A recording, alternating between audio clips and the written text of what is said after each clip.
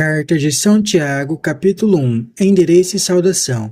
Tiago, servo de Deus e do Senhor Jesus Cristo, aos 12 tribos espalhadas pelo mundo, saudações. A provação amadurece a fé. Meus irmãos, fiquem muito alegres por terem que passar por todo tipo de provações, pois vocês sabem que aprendem a perseverar quando sua fé é posta à prova, mas é preciso que a perseverança complete a sua obra em vocês, para que sejam homens completos e autênticos, sem nenhuma deficiência. Sabedoria para testemunhar. Se alguém de vocês tem falta de sabedoria, que peça a Deus, e Ele a dará, porque é generoso e dá sem impor condições. Todavia, é preciso pedir com fé, sem duvidar, porque aquele que duvida é como a onda do mar, que o vento leva de um lado para o outro. Quem é assim, não pense que vai receber alguma coisa do Senhor, pois isso é indeciso e instável em tudo o que faz. O pobre e o rico, que o irmão pobre se orgulhe de sua alta dignidade e o rico se orgulhe de perder sua posição social, porque o rico desaparecerá como a flor da erva. O sol se levanta, vem o calor e seca a erva, e lá se foi a beleza do seu vício. É assim que o rico vai perecer no meio dos seus negócios. Deus não tenta ninguém. Feliz o homem que suporta com paciência a provação, porque, uma vez provado, receberá a coroa da vida que o Senhor prometeu àqueles que o amam. Quando tentado, que ninguém diga: Deus está me tentando, porque Deus não é tentado a fazer o mal, nem tenta a ninguém. Cada um é tentado pelo seu próprio desejo, que o atrai e seduz. A seguir o desejo, concebe e dá à luz o pecado, e o pecado, uma vez consumado, gera a morte. Deus só faz o bem.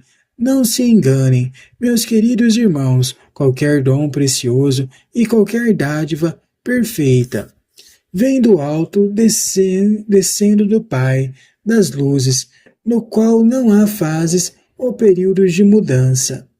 Por sua própria iniciativa, Ele nos gerou, por meio da palavra da verdade, para que nos tornássemos as primeiras dentre as suas criaturas.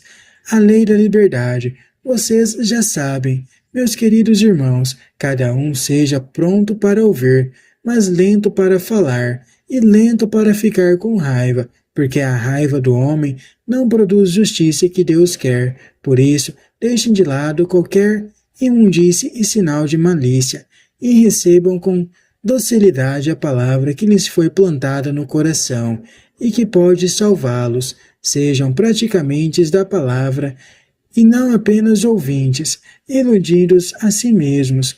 Quem ouve a palavra e não a pratica é como alguém que observa no espelho o rosto que tem desde o nascimento, observa a si mesmo e depois vai embora, esquecendo a própria aparência. Mas quem se concentra numa lei perfeita, a lei da liberdade, e nela continua firme, como ouvinte, distraído, mas praticando o que ela manda, esse encontrará a fidelidade no que faz. A verdadeira religião.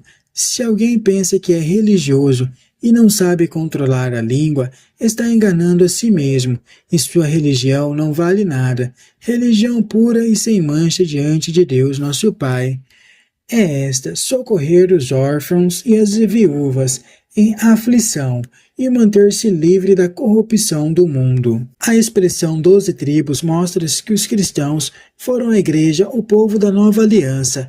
Eles estão espalhados em meio aos pagãos, que em geral são hostis. A carta procura animá-los e sustentá-los no testemunho. O cristão se alegra não por ter provações, mas porque elas o ajudam a descobrir o sentido e o valor do testemunho de sua fidelidade a Deus e a Jesus Cristo.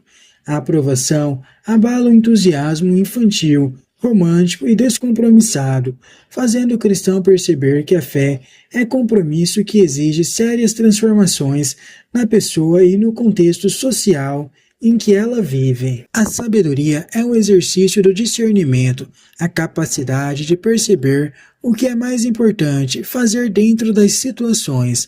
A comunidade cristã é formada de pobres e ricos convertidos. Os pobres devem orgulhar-se de sua condição modesta, que os deixa em melhores condições para compreender o Evangelho. Ao entrar na comunidade, os ricos perdem seu status social e prestígio junto aos outros ricos, pois abrem mão de suas riquezas para dividir os seus bens com os pobres.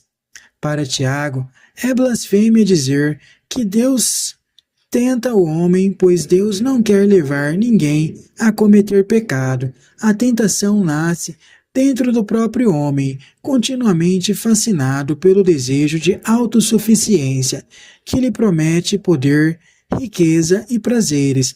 Levado à prática, esse desejo contraria o projeto de vida de Deus na história e por isso se torna pecado, acarretando todas as formas de morte.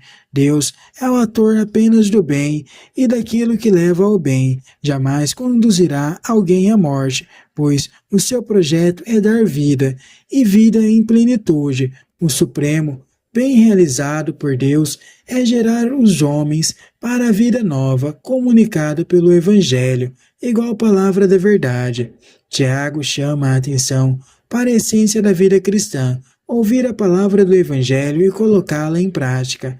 A fé não se resume em afirmações que podem ser ouvidas e descoroadas. Ela é compromisso que leva a tomar atitudes concretas e cheias de consequências. Centrado no mandamento do amor, o Evangelho é a lei da liberdade, pois o amor não se restringe a exigir obediência a uma lista de obrigações. Ele é comportamento criativo, que sabe dar resposta libertadora e construtiva em qualquer situação. Temos aqui um dos pontos centrais do Novo Testamento.